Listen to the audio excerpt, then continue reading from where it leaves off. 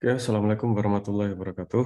Pada kesempatan ini saya akan menyampaikan materi tentang evaluasi pada recommender system. Ini saya ambil dari slide-nya Pak Agung Toto pada mata kuliah Machine Learning for Recommender System. Sebenarnya ini juga sama, kemarin namanya memang beda sebelumnya ya.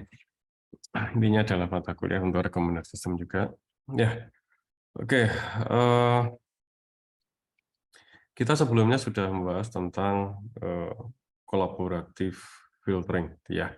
Nah, sekarang sebelum kita masuk ke content based recommender system atau content based filtering, kita akan masuk dulu, bisa sisipkan untuk bagaimana cara menguji sebuah recommender system yang umum. Nanti terbagi menjadi 2 slide ya. Ini slide yang pertama. Ya, oke. Kita lihat yang pertama yang perlu dilihat adalah terkait dengan sebentar saya yang bisa nulis-nulis ya. Bentar ya.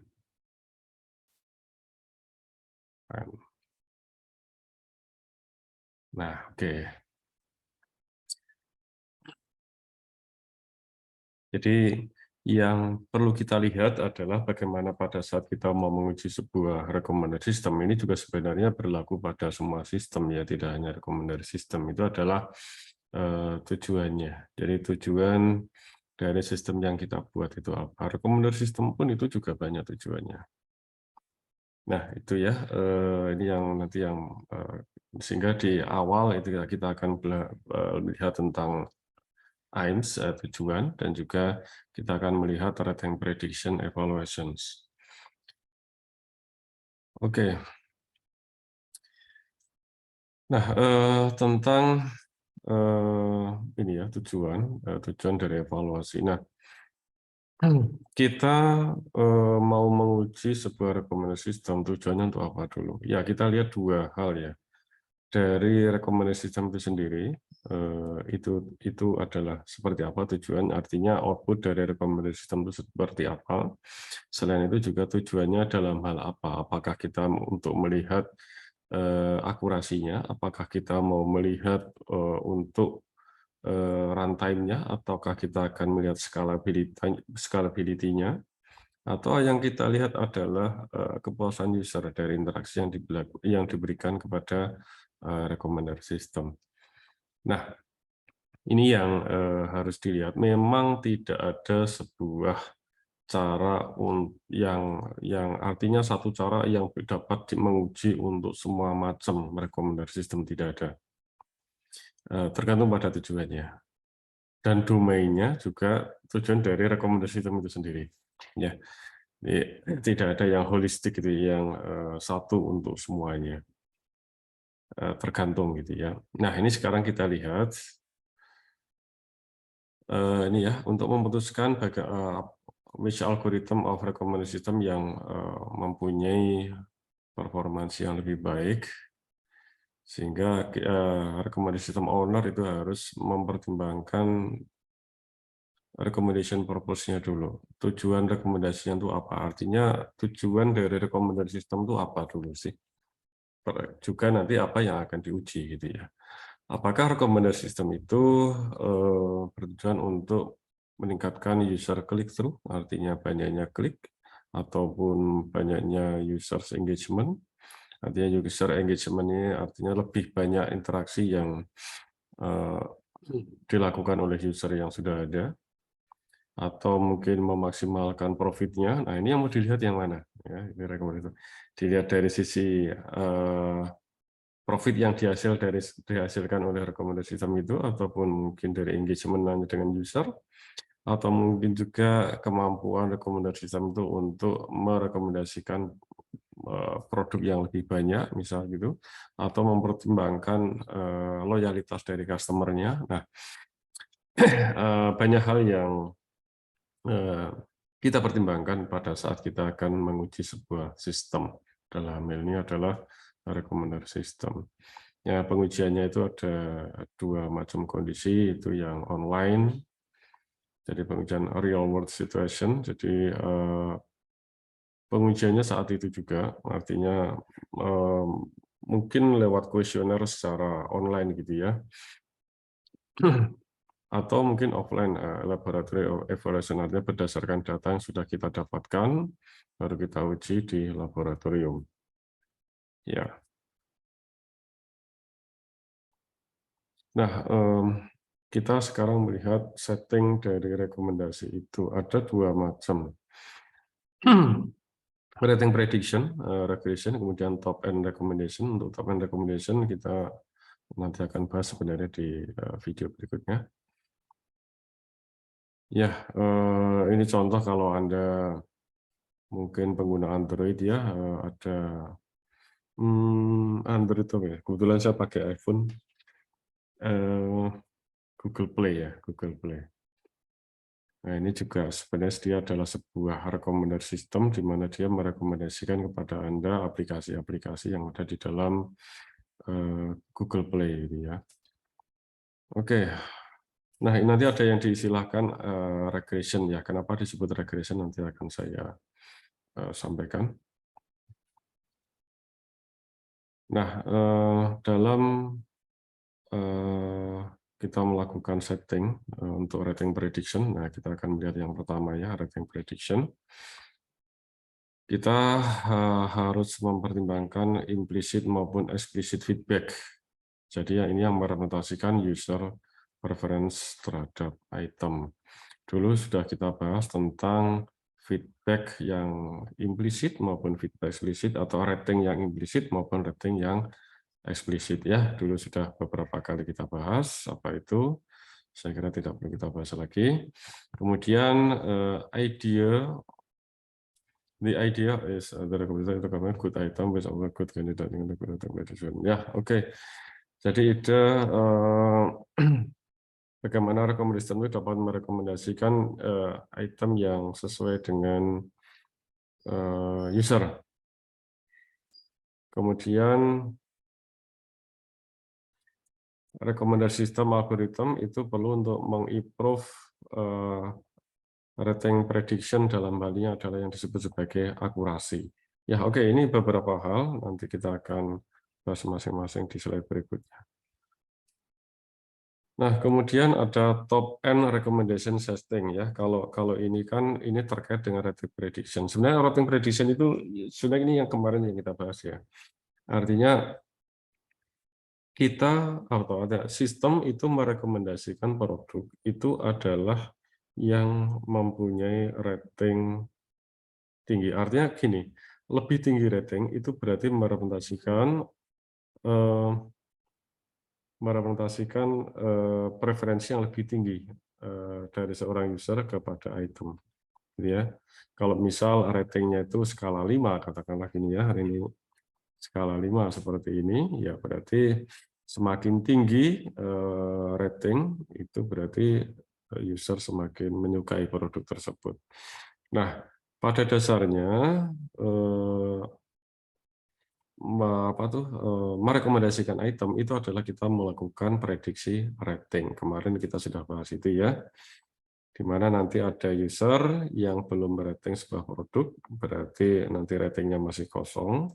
Nah, pertanyaannya adalah apakah produk itu yang belum di-rating itu akan direkomendasikan ke user atau tidak. Artinya mungkin aja user belum pernah melihat produk tersebut.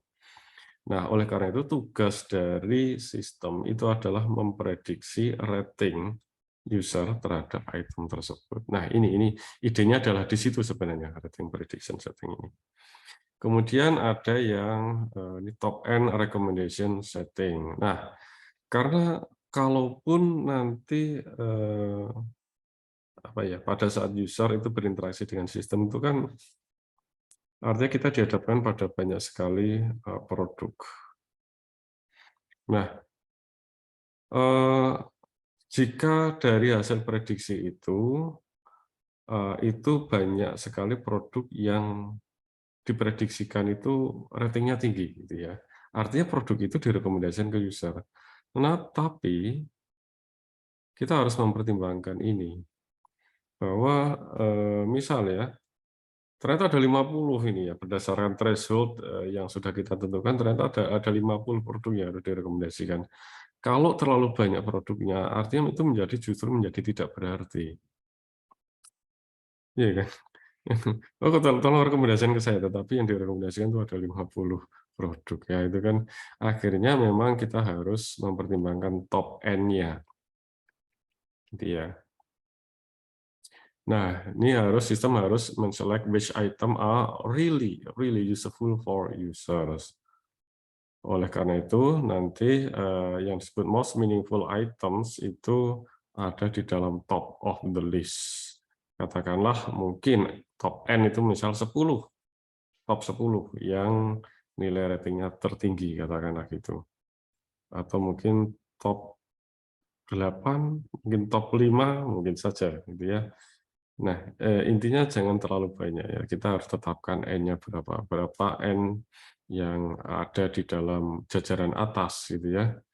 Yang nilai ratingnya tertinggi ya dari hasil prediksi itu yang akan direkomendasikan. Nah, itu. Kemudian rating prediction evaluation. Nah, kita masuk ke evaluasi sekarang. Rating prediction itu mempunyai dua macam bentuk ya. Sebenarnya ya. Jadi ada classification, ada regression. Nanti kita lihat satu-satu. Nah, oke. Nah, ada berbagai macam ukuran gitu ya dalam menentukan performansi sebuah rekomendasi sistem. Bisa dilihat dari akurasi, ya, atau mungkin bisa dilihat dari mean absolute error, atau mungkin mean square error (MSE), atau root mean square error, dan juga masih banyak lagi. Ya, kita akan bahas beberapa. Sebenarnya tidak terbatas hanya yang dibahas dalam video ini ya, tetapi sebenarnya masih banyak lagi. Tetapi jika kita bahas semuanya tentunya tidak cukup. Silakan Anda nanti eksplorasi sendiri di luar yang kita bahas di perkuliahan ini. Kita lihat pertama tentang rating classification. Nah, rating itu ada beberapa bentuk contoh ya. Ini ada yang like, dislike, nonton ataupun nggak nonton. Artinya yang biner itu ada macam purchase ataupun not purchase, beli ataupun tidak beli. Atau model yang ada 5 star rating. Atau mungkin aja ada yang lain. Ada yang 4 star, ada yang 3 star, dan sebagainya. Nah, dalam rating classification, the prediction itu dipaksa untuk menghasilkan sebuah kelas terkait dengan kelas labelnya. Jadi mungkin ya contoh misal kita akan klasifikasikan ya menjadi dua macam, yaitu produk yang disukai dan tidak disukai, itu sebagai kelas labelnya. Kalau kita bicara, kalau mungkin Anda sudah pernah belajar tentang machine learning gitu ya, ada kelas labelnya kan, label kelas gitu ya. Nah,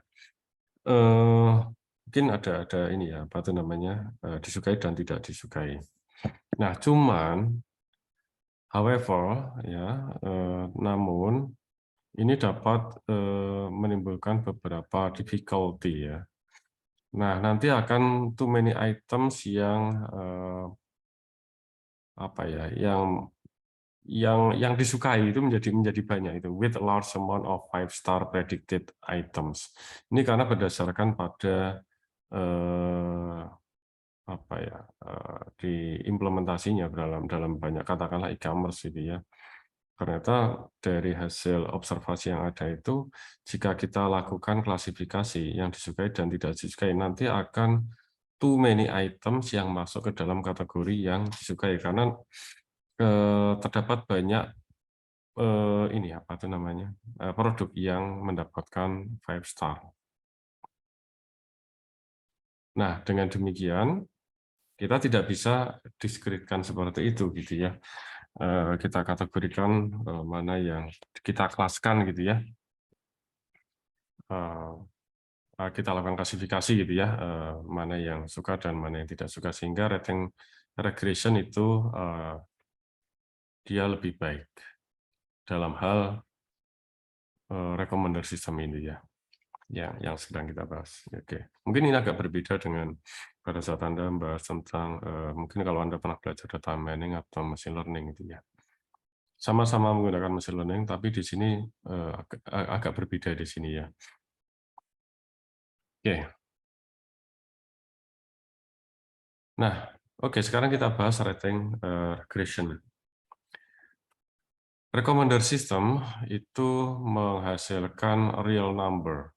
Jadi angka real. Tahu ya, angka real itu berarti yang ya bilang real gitu ya, bilang real 0, dan sebagainya. Atau mungkin kalau rating ya berarti ada yang 3,75, 3,85, 4,5, 4,75 seperti itu ya. Itu dari hasil prediksi. Oke, kalau rating mungkin star itu kan 1, 2, 3, 4, 5. Oke, kan discrete Pak ini, bukan continue Pak. Nah, tetapi nanti hasil prediksinya itu bisa saja 4,75 gitu ya. Hasil prediksinya mungkin 3,85, 4,80 misal gitu ya. Nah, itu kan bilangan real. Nah, sehingga recommended item itu adalah berbasis pada nilai-nilai yang berupa bilangan real ini. Gitu ya. Oke, itu ya. Oke, lanjut. Lanjut ya. Paham ya? Oke, sampai sini. Nah,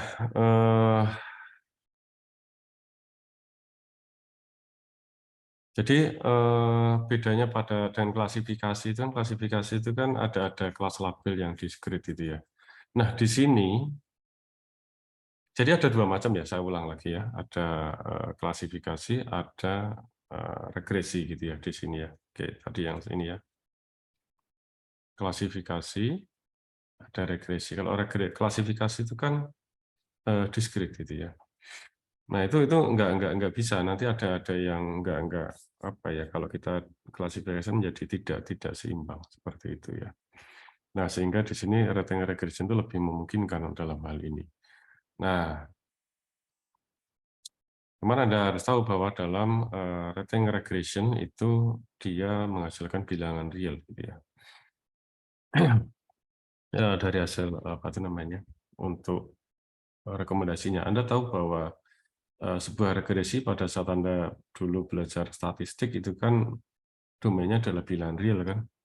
Ya, dia menghasilkan sebuah pola gitu ya, sebuah model pola-pola dari pola data trainingnya nanti dihasilkan garis regresi gitu kan. Ini yang menunjukkan pola untuk nanti dilakukan prediksi. Nah, itu kan bilangan real, maka disebut sebagai regression. Oke. Nah, dalam melakukan evaluasi itu kita tidak hanya cukup melakukan satu kali, tetapi harus dilakukan beberapa kali ya, to ensure, untuk meyakinkan bahwa pengukuran ini handal dan tidak bias terhadap some user profiles. Oke, yang dimaksudkan satu user profile di sini adalah satu rating gitu ya. Misal untuk user 1, rating untuk item I1 itu 4,5 gitu ya. Nah, ini satu user profile. Kemudian masih U1, kemudian di sini untuk item 2 misal 3,5. Nah, ini satu user profile lagi. Maksudnya seperti itu ya. Kemudian tidak bias juga terhadap random split. Jadi kalau kita tidak ulang-ulang, kita kan split ya, artinya mana yang nanti untuk testing, mana untuk training. Nah, kan bisa aja nanti nggak fair gitu pada saat splittingnya itu. Nah, ini sehingga perlu dilakukan pengulangan. Baik itu nanti splittingnya juga diulang-ulang gitu ya. User profile yang diambil artinya mana rating yang diambil itu juga bisa di random lagi dipilih untuk dalam iterasi yang berikutnya. Atau terhadap model building. Jadi kalau kita hanya melakukan satu kali pengujian untuk satu data yang testing ini, maksudnya data yang training dan testing ini, ya itu kan hanya menghasilkan satu model. Tapi kan kalau misal kita bisa melakukan berulang-ulang gitu ya, pengujiannya itu tentunya dapat lebih fair gitu ya. Kemudian tidak tergantung juga pada evaluation step, jadi langkah-langkah pada evaluasinya. Nah, yang banyak dikenal dalam pengujian sebuah sistem itu adalah N-fold cross validation. Nah, ini adalah langkah untuk melakukan iterasi beberapa kali untuk satu pengujian model gitu ya.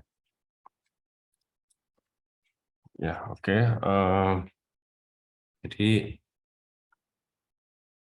ini contoh jadi ini test setnya ya.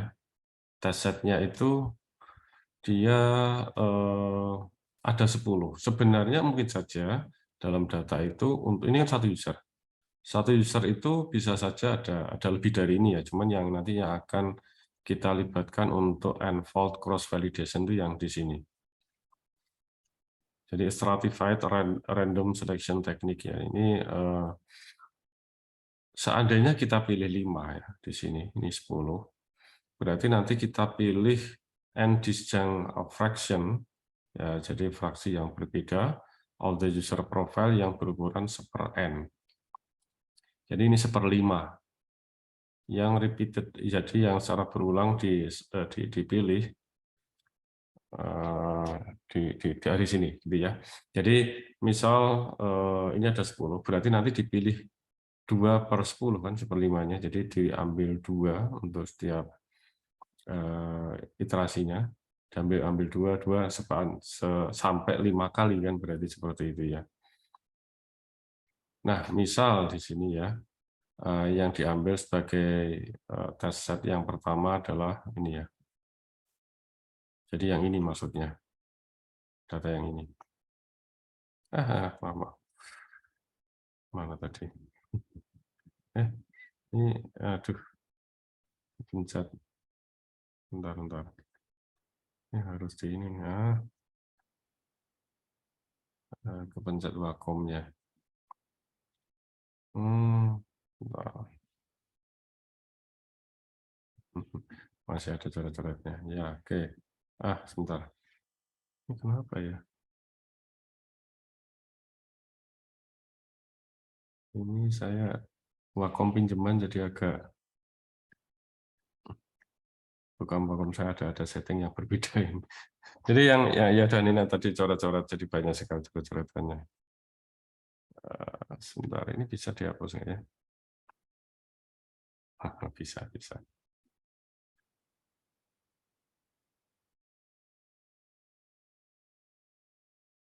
Oke, maaf. Ya oke, saya ulang. Jadi ini contoh yang pertama ya, yang diuji. Jadi gini, ini mungkin saja ada banyak data dari user ID 234 itu ya. Cuman kita akan pilih 10 ini untuk yang pengujian dan kita akan lakukan 5-fold cross validation. Jadi contoh yang pertama diambil adalah yang ini, row 5 dan row 8. Nah, gitu ya.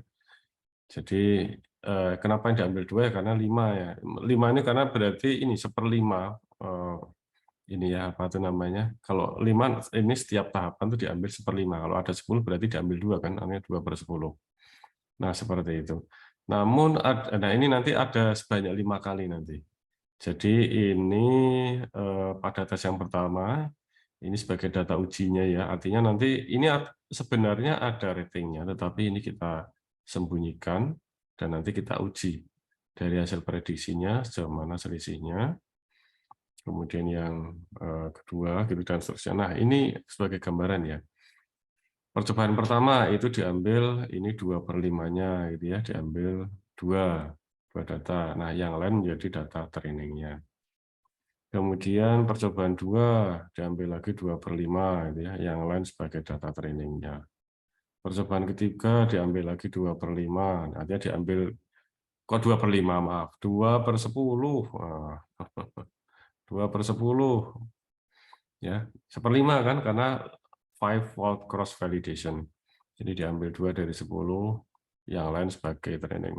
Ya, dan seterusnya. Tetapi yang sudah digunakan untuk apa itu namanya? Yang sudah digunakan untuk testing itu ya ini tergantung. Jadi Anda mau yang with replace. Jadi yang sudah diambil nanti bisa diambil lagi, atau yang sudah diambil sebagai training, artinya without replacement atau with replacement. Kalau without replacement itu artinya sudah diambil sebagai data testing, nanti nggak akan diambil lagi di yang berikutnya, walaupun itu secara random ya.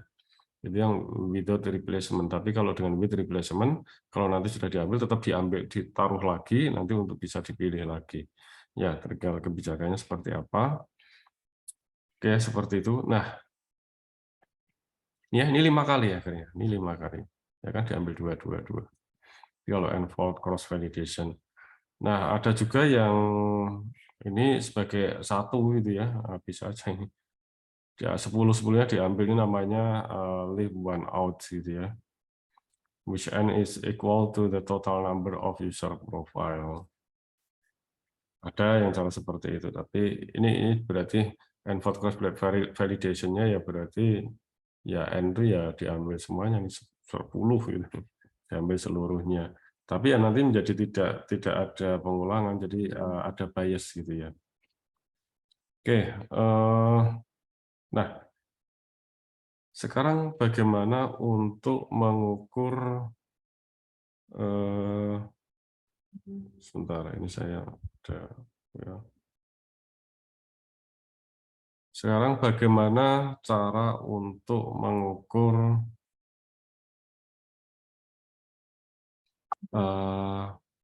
performansi dari recommender system? Oke, ada macam-macam. Yang pertama adalah parameter akurasi.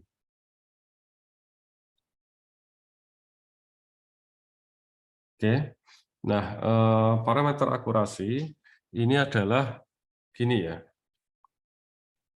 Ini hasil rekomendasinya, jadi REC-UI itu adalah hasil prediksinya, hasil prediksi dari rating user U terhadap item I dikurangi dengan aktualnya.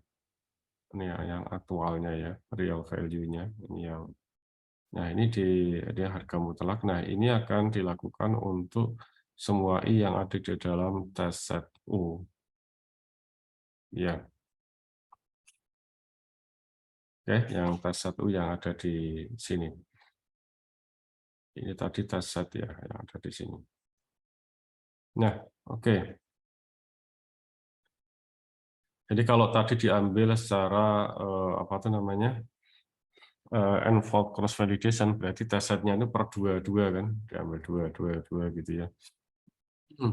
Tapi nanti ini akan untuk semua user pada dasarnya, karena nanti kalau kita menguji keseluruhan sistem ya berarti nanti untuk user-user yang ada itu, jadi U itu adalah seorang user yang ada di dalam set of user U. Jadi ini akan berlaku untuk semua user, ini disigmakan, dibagi dengan jumlah yang menjadi dasar untuk semua user U.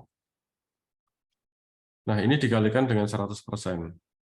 Jadi Anda lihat di sini, poinnya adalah di sini. Jadi akan dicari selisih antara hasil prediksi dan aktualnya. Oke. Nah, seperti itu ya, kemudian dikalikan dengan 100%. Kalau nilainya adalah 100%, berarti algoritma itu successfully classified all. Oke. Kemudian ada yang disebut mean absolute error. Untuk mean absolute error itu sama sebenarnya dengan akurasi, cuman dia tidak dikalikan 100%. Gitu ya. Jadi dia tidak dikalikan 100%. Nah, nanti apa itu namanya? Loss error value adalah sama dengan 0.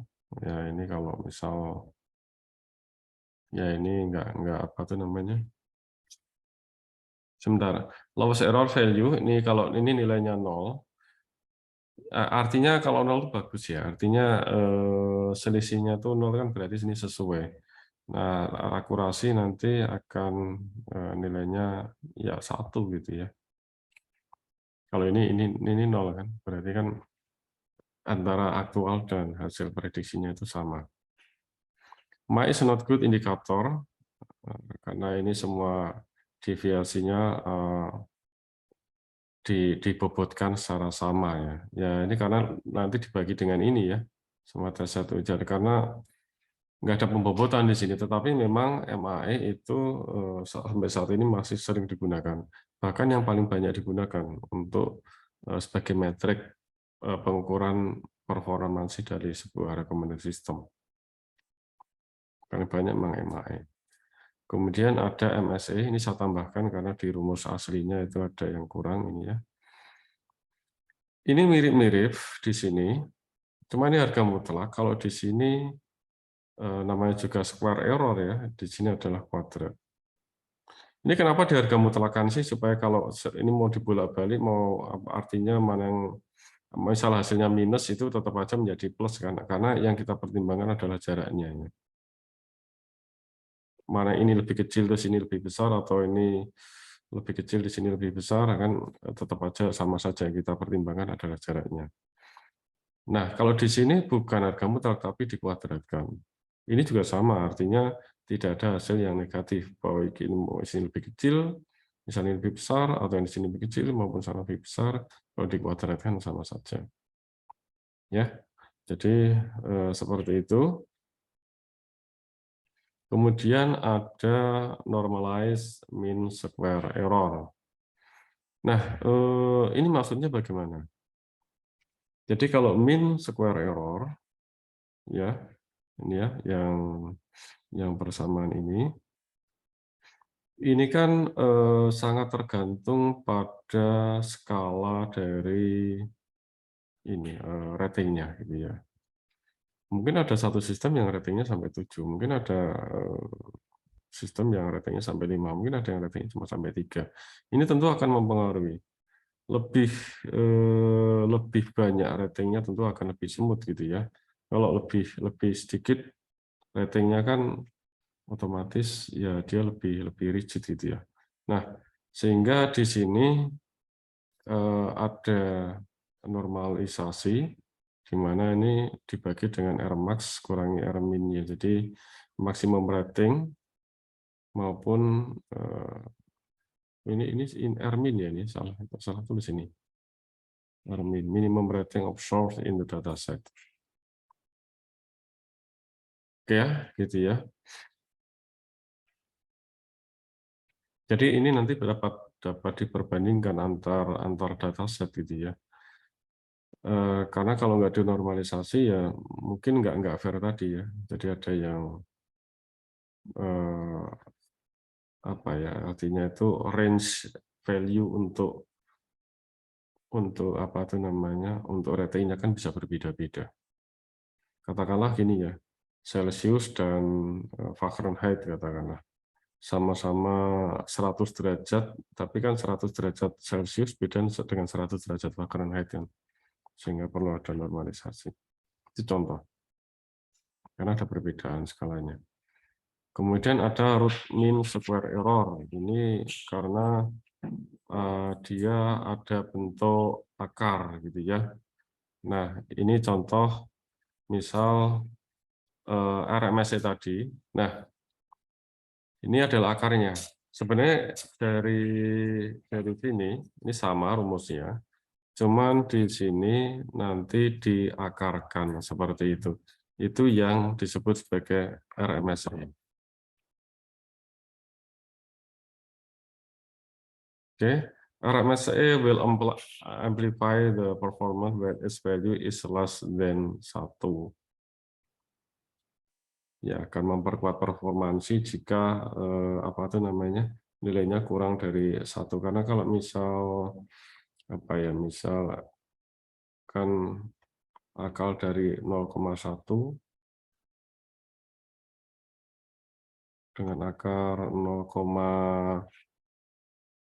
Kalau misal ini ya, kalau di sini kan, sebentar, saya lihat dulu yang RMSI ya. When difference between auto rating and predicted rating is high. Jadi gini, karena di apa tuh namanya, MSI akan semakin besar kalau ini selisihnya itu akan besar. Jadi karena ini kuadrat ya. Jadi selisihnya lebih besar, ini akan kuadratik gitu kan. Sehingga ini akan mendapatkan large penalty. Nah, sekarang kalau RMSI itu akarnya. Sekarang misal gini, 0,1 sambil saya hitung ya. 0,1, ini akarnya kalkulatornya ini ya. Nah, kemudian 0,31, 0,2.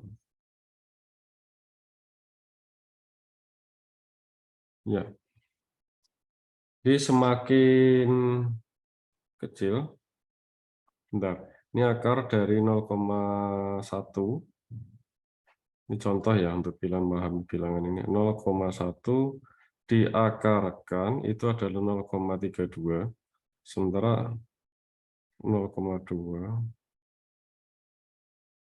diakarkan 0,45. When its value is less than 1.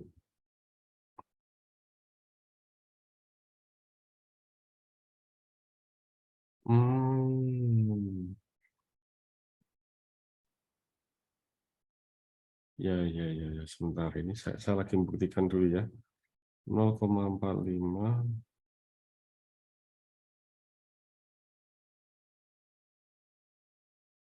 Kalau 1, kalau 0,9, 0,9.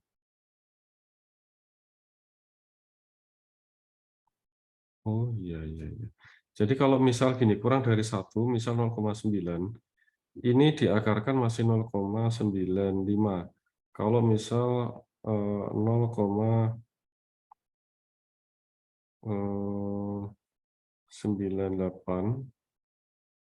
Anda bisa ngitung sendiri ya. Diakarkan juga masih 0,99. Jadi tidak akan terlalu inilah. Kalau misal kurang dari 1, itu kalau diakarkan itu tidak terlalu turun gitulah maksudnya. Coba Anda bisa lihat sendiri, 0,9 misal, 0,92, 0,98 misal begitu ya. Ini masih sekitar 0,9 juga. Oke. Kemudian ada F1 score, precision, dan recall. Ini kalau misalnya Anda belajar machine learning mungkin paham tentang ini ya, tentang precision recall. Ini berdasarkan pada Hits-U. Ini notasinya ya, Hits-U itu hits ya. Hits itu berarti menyatakan number of yang correctly recommended relevant item for user U. Jadi yang diprediksikan benar gitu ya, yang direkomendasikan yang relevan gitu ya. Artinya dari hasil rekomendasinya itu, hasil prediksinya itu nggak jauh gitu ya. Nah, itu hits ya. Kemudian precision itu dihitung, ini precision U adalah hits U, jadi yang diprediksikan sesuai relevan, dibagi dengan jumlah item yang direkomendasikan untuk user U. Ya, itu precision.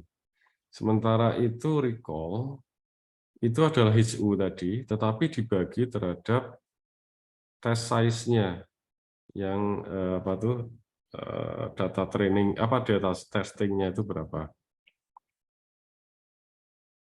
Ini ya, terhadap jumlah data testingnya. Kalau ini tadi terhadap jumlah yang direkomendasikan, kalau ini terhadap data testingnya.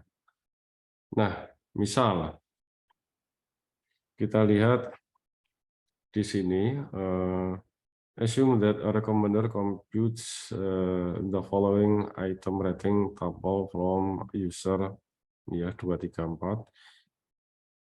Nah, kita tadi punya tabel seperti ini ya. Ini yang menjadi datasetnya adalah ini. Nah, Eh, Misalnya aslinya kan sebenarnya untuk user ID 234 nggak cuma ini ya, banyak juga di sini. Apa tuh namanya? Apa tuh namanya? Ratingnya banyak ya, ratingnya banyak. Sebentar saya lihat dulu. Ini sampel ya, oke. Ratingnya kan banyak. Nah, misal yang direkomendasikan untuk user 234 adalah 91248. Kok 912 nggak ada di sini movie ID-nya ini?